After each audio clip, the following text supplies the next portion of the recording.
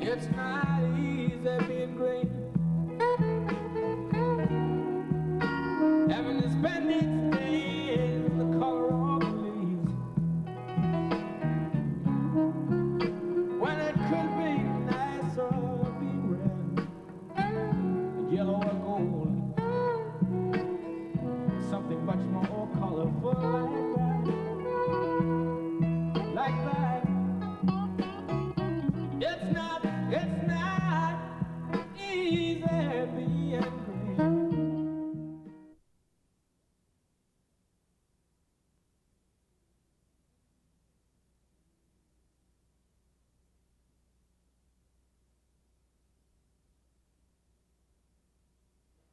Hi, I'm Tom Brown, your host tonight for GreenTV. We live in a democracy, and sometimes democracies need to defend themselves. Traditionally, Americans have had a volunteer army, but now we have a professional army. Recently, in the Patriot Act, Congress decided that high schools should make available to military recruiters the names of all the kids in the high school. One of the unfortunate facts is that although kids' names are on these lists, they don't always know that they can opt off or out of the list. So tonight we're going to interview some young people who are working in the schools here locally, here in St. Joseph County, informing the faculty, the parents, and the students of their rights according to the Patriot Act, and telling them how, if they wish to, they can opt out of the mailing list that go out to all the recruiters. Now, that's a good short introduction, and I'm going to speak immediately with Brenna Kusin, who is an organizer working with the Center for Peace and Nonviolence here in St. Joseph County. So here's Brenna. How did you come to this work, or where did you find out about this work? I actually work for the Catholic Peace Fellowship that's located here in South Bend, Indiana, and part of our work as the Catholic Peace Fellowship is that we work for the GI Rights Hotline, which is a national network of organizations that take calls from soldiers or men and women in the military who are having trouble and would like to know their rights. And a large majority of those phone calls come from young people who have just joined the military right out of high school, and often the main reason that they joined is because they were lied to by their recruiters, and they were recruited very heavily right out of high school and given all sorts of promises that were never kept. And then we started hearing in the media about this campaign that was sort of had started small around the country, a campaign to inform high school students of the truth about what happens when you enter the military, to make sure that kids know what they are signing up for when they join, but also to get their names off of this list. And it's actually the No Child Left Behind Act of 2001. That's the federal act that allows military recruiters to have access to students' names, their addresses, and their home phone numbers. And sometimes the personal information even goes beyond that, like grades, and recruiters have other ways to access more information than just the basic information. But it's also part of the federal law that schools must inform parents and students that their names are being given, and that if they want to make sure their names are not given to military recruiters, then they can sign a form and let the school know that they don't want their information given out, and then supposedly their names will not be given to the recruiters. How many schools in the area actually have the forms? I mean, do you have any idea? I'm pretty sure that none in the area. When we found out about this last year, none of the schools had the form. Michiana High School last year, when they found out about it, made it a policy that at the beginning of this school year was the first year they sent a separate letter home to all parents informing them of this, of the No Child Left Behind Act. And they got a good response from parents who did not want their children's names being given out to military recruiters. But they're the only school, I think, in the area that I know of that does this. The South Bend, the SBCSC, the South Bend Community School Corporation. Yes, I believe I've seen it in one of the handbooks, maybe it was the parent handbook, that added an extra little paragraph in the handbook about this. But it's a small paragraph, and I think students and parents could get confused by the form that's actually in the handbook, and it's easy to glance over. So the SBCSC, as of this year, did add something in their handbook, which is a positive step, but it's not to the full extent that we'd like to see. What would you like to see in the handbook? Actually, we'd like to see a separate letter going out to inform all parents of their right to opt their children out of this list, and would also like to have it public knowledge at the schools so that students, even if their parents don't choose to opt them off the list, that students have the choice to opt themselves out. So if it's something that teachers could do in homeroom at the very beginning of the year, just hand out a form to every student in their classroom and let them decide whether or not they want their names being given out and their personal information. Let me go back. So the Mishawaka High School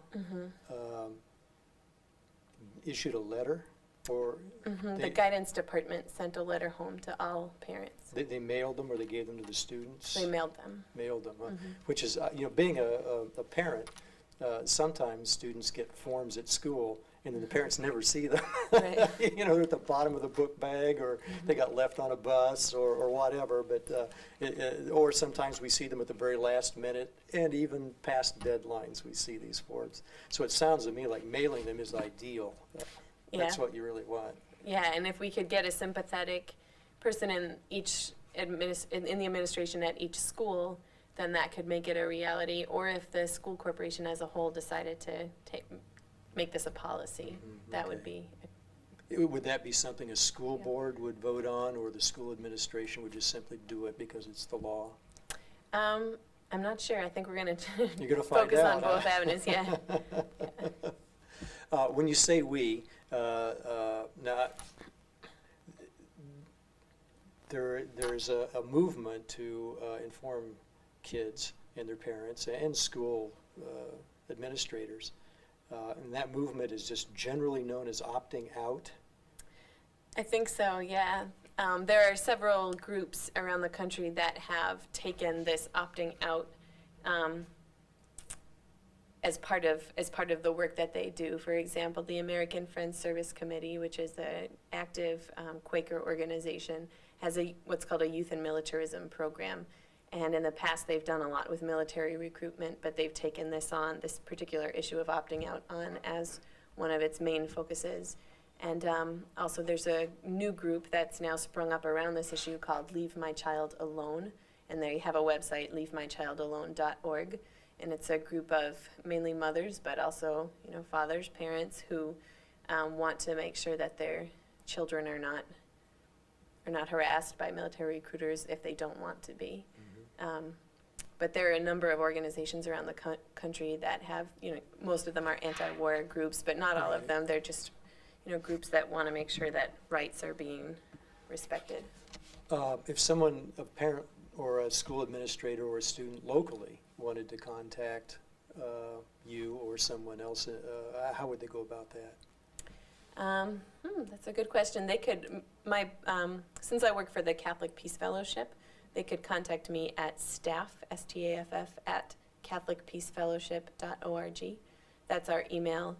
The Center for Peace and Nonviolence, while it's sponsoring this campaign, probably wouldn't be the overall group to contact, so they could contact me at staff at Catholic Peace Fellowship. And is the Catholic Peace Fellowship, located here in St. Joe County, or? Yes, it's a national organization, but its office is based in South Bend. Oh, cool. How long have you been doing this work?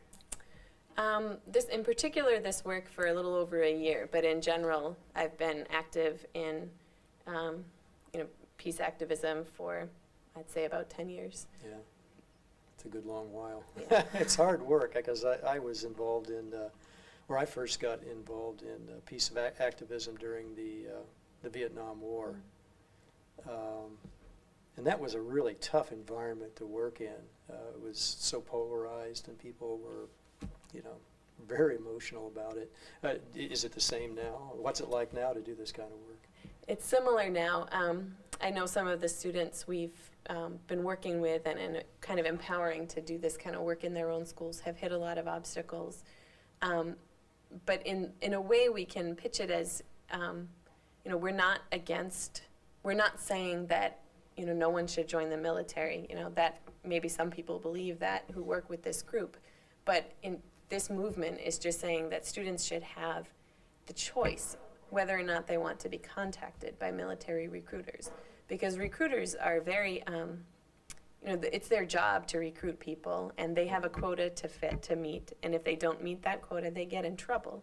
And they've been trained to sell something, and they'll make a lot of sweet promises, and they'll say whatever they need to hook a student. And if they can call, a lot of recruiters call students' homes between 3 and 5 in the afternoon, but before parents get home from work, and make a lot of really great promises. And so we just want to make sure that parents and students are aware of this, and if they choose to not, they don't want to be contacted, then they have their right. So in that way it helps a little bit, because we can at least tell people we're not saying that we're against the military. This movement is not saying that it's not anti-troops or anything. It's just we want students to have the choice. I know I mentioned earlier that we live in a democracy, and that does put some responsibility on us as citizens to participate in our own defense. Now, different people have different ideas of how best to defend the nation. And that's probably a different issue. That's another time, another place. And tonight we're just really concerned with the students and their families and the school administrators who have to deal with this issue.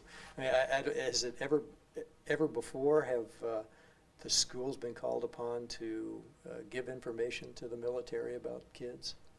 I don't think so. I mean, I'm not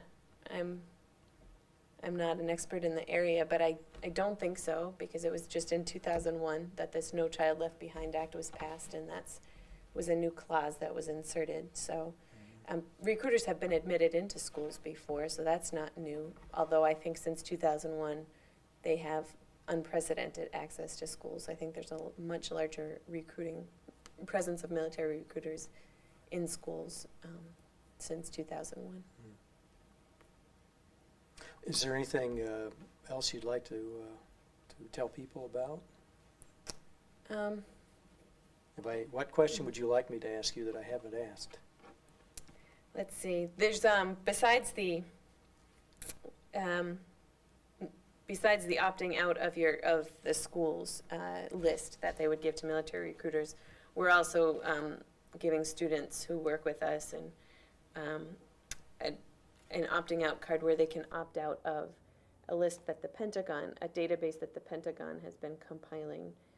It's a mega database of private information on 30 million 16 to 25-year-olds for military recruitment purposes. So students are also sending a postcard to the Pentagon saying, please take me also off this list.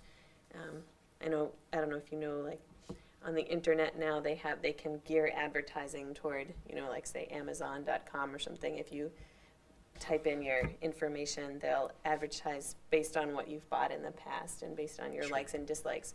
Well, the military recruiters are now doing something like this. They've paid billions of dollars to a company in Massachusetts to be able to start advertising, like do targeted advertising to high school students based on their likes and dislikes, so that recruiters have more personal information to advertise to the military. What they're advertising is the military, because they're very low on recruits. The Army and the Marines especially are having an extremely difficult time convincing people to join. They're the lowest that they've been in years. They are not meeting their recruiting goals. And so recruiters are very heavily targeting high schools in the last few years. And so it's sort of this joint effort of opting out of the list of at high schools and opting out of the much larger list that's being sent to the Pentagon. Is this, now, in my imagination, this larger list combines information that the military gets with information that is available commercially. Yes. Is that the case? Mm-hmm. And so they can cross-reference the two lists? Mm-hmm. So if they have your social security number or email address or phone number on one list, They they can find match out. that. I mean, are they doing that? Are they looking at kids in the aggregate, young people in the aggregate, or are they actually looking at targeting individual young people? Do you know? I believe it's individual young people. There have been articles in some of the major newspapers. The Chicago Tribune, I think a few months ago, had an article about that, but it's targeting individual students. Well, pretty That's what they're sophisticated. paying this company to develop. So I don't know if it's completely developed yet, but it will be soon. Is it a no-bid contract? I just had to throw that in there, folks. With all the news right now about favored corporations getting huge military contracts. Anything else? I'm running out of ideas here. I think we've covered the basics, the rights, where all this came from, what the kids can do, who they can get a hold of. Yeah, I think just the last thing I might want to say is if, because I know some of the students want to work on, when military recruiters are in their cafeterias, that either like to maybe limit some of that access or allow alternative viewpoints into the cafeteria. So, for example, there's a wonderful group in North Carolina that made a copy of what is the actual military enlistment agreement and then pointed out some of the key factors in the military enlistment agreement, like one of them saying, laws and regulations that govern military personnel may change without notice to me. Such changes may affect my status, pay, allowances, benefits, and responsibilities as a member of the armed forces, regardless of the provisions of this enlistment document. So another thing that this movement, I think, is we're going to move in the direction of actually going into cafeterias as recruiters do, and just make sure students are aware of exactly what they're getting into if they do sign up for the military. A shot of cold reality, huh? Yeah, yeah. I know the military can be very good for some people. For other people, it's not so good. And of course, there are all the moral issues that you have to face being in the military or not being in the military. I mean, it's a moral issue to decide not to be in the military or vice versa. So I certainly don't want to disparage kids who are interested in the military as a way of life or as a way of doing their duty as a citizen from checking it out. But I sure would like them to have lots of information, and some alternate ideas, some other points of view on what this service is. Well, we'll probably invite you back over a period of time, and see how things are going, because I think this is an important issue, and I want to get the word out to people that there really is a resource here locally that you can call, you can ask questions. The recruiters, of course, are going to present their point of view, and it would be really well if parents and kids could get another point of view, at least one other point of view on recruiting tactics and what life in the military is like. Your rights, I mean, basically that's what we're talking about here, is just individual rights. So thanks, Brenna. I'm glad you could stop by and participate here on GreenTV. Sure. Thanks, Tom. Hi, the second part of our show, we're going to talk to two students who go to school here in St. Joseph County, South Bend, Indiana. And these students are working with Brenna to inform other students, faculty, and parents about students' rights when it comes to military recruiting in the schools. On my far right is Maeve Peterson Miller, and she is a junior at John Adams High School. And to my immediate right is Andrew Vandevort, who is a freshman at Riley High School. So let's start with you, Maeve. What is it you're doing in your school? Well, since we started working with Brenna, I've been trying to inform students and actually the faculty about opting out.